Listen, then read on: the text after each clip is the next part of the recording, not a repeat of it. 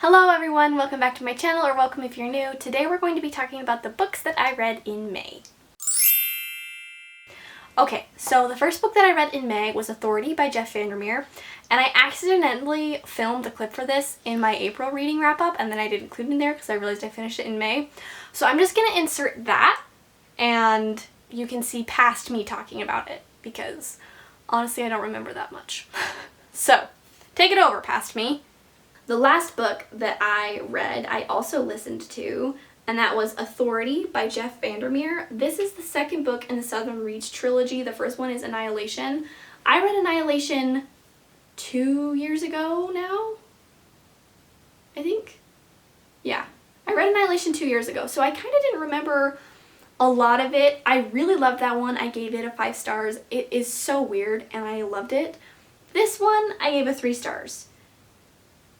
Here's why. So in the first one, in Annihilation, you are in Area X. Maybe I should explain what it's about. So basically, the Southern Reach trilogy is you're following this area that's called Area X, and it's very mysterious. Nobody knows why it's there. Nobody knows who put it there, if it was like from somebody created it, or if it was like an alien invasion, or if it's like an environmental thing, but there's this border and if you go in it, then like all these weird, creepy things happen to you.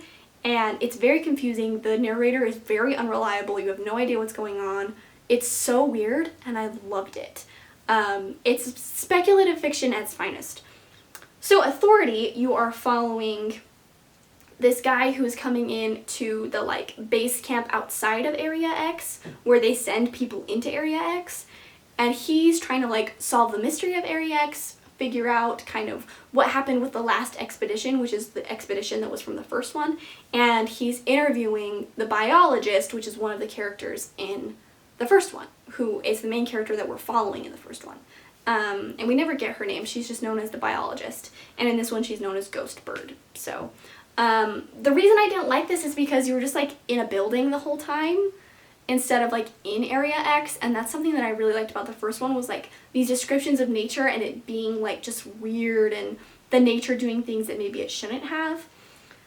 But in this one you're just kind of in a building, so it was kind of boring, but there was still a lot of that weird creepy stuff that happened that I did enjoy. One thing I will say about this that I really did not like was how much it said the F word. I don't mind a few swear words here and there, and the first one said it a few times, but this one said it significantly more. Like, I think I only remember it being in the first one maybe like twice, maybe 3 times. That could be wrong, it's been a while since I read it. But this one, it said it a ton, and there was like a whole section where it said it like over and over again, and so that's just not something that I really enjoy, and so I did knock a star off because of that. Thank you, past me. Moving on to the next book. Killers of a Certain Age by Deanna Raybourn. I gave this book 3 stars, and yeah. This book I was really excited about because basically the premise is that you were following this group of 4 women who were assassins, and they're at their retirement age, and then someone is trying to kill them, and they have to like kill that person first. I love a good old lady murder combo. Not killing old women, but like old women solving murders. And I thought that's what this was going to be, but they didn't read like they were 60 years old. They read they were like 20 years old. And so then it was like the way they talked and stuff like that. They talked like they were 20, but then with the occasional joke about like their boobs being saggy, and it's like, okay. And so yeah. I also found it kind of boring. Like, it was hard for me to get through it. It wasn't super exciting. And I think this book would have been better as a movie.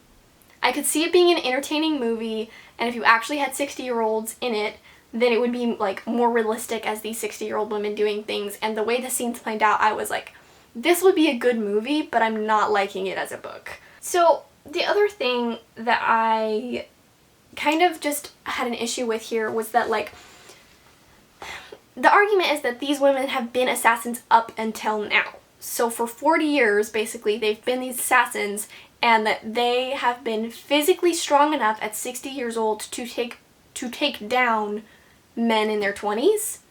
And I just don't think that's very realistic.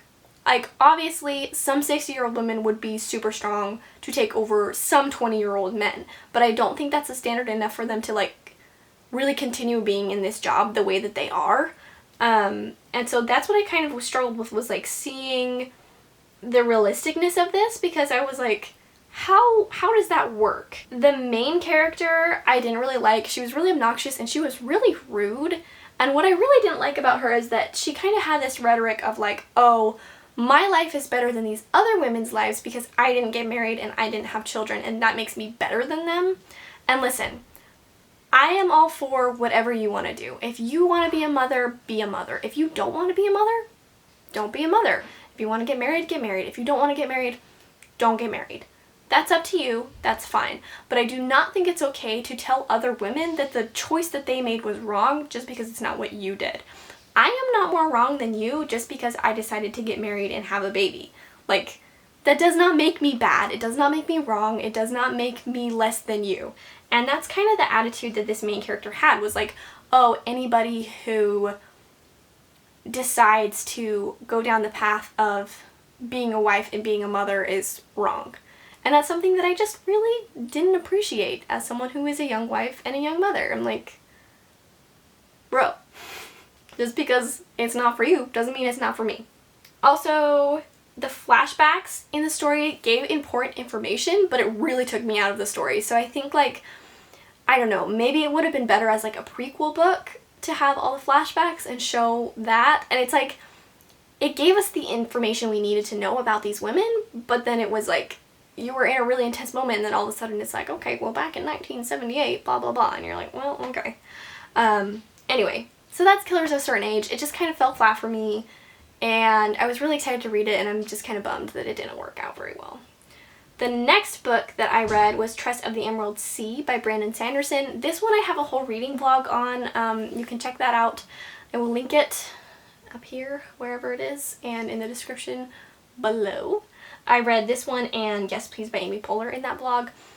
So if you want to hear my more in-depth thoughts on it, you can go check that out.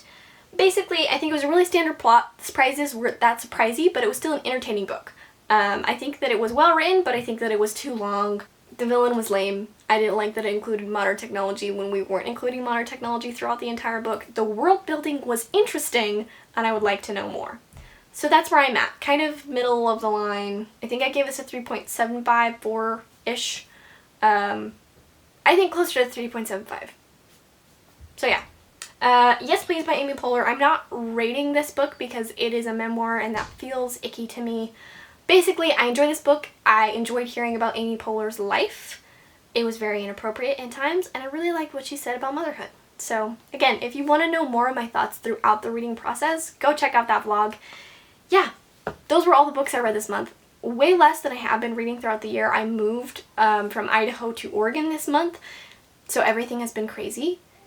And I just didn't get as much reading done as I thought I would. And that's okay. And hopefully I read more next month, but it's okay if I don't. Because reading is a hobby. I do it for fun. Anyway, tell me about your reading month in the comments. Tell me if you've read any of these books and if you agree with me. And I'll see you in the next one. Bye!